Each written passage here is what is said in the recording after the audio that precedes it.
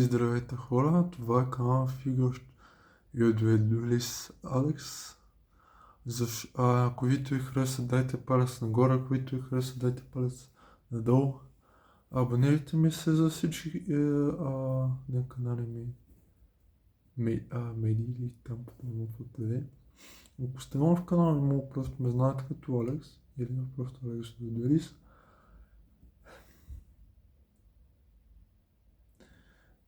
Мога да разкажа така. Защо не хубава на турнири в Yu-Gi-Oh? Да кажем, защото вече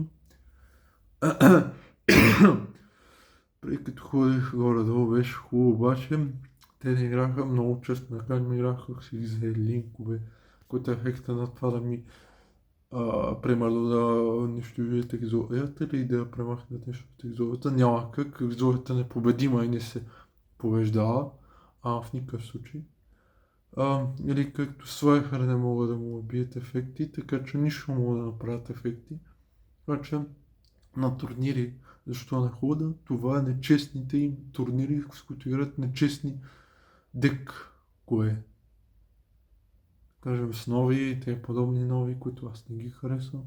Вечем старото без хикса и без линк и 5 дори.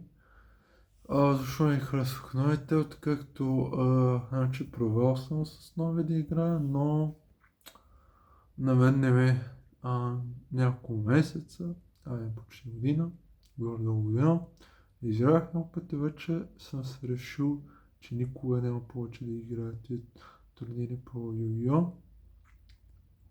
Ако забравям да качвам видеоклипове, това е, че ако имам време се сещам, но не е това лесно.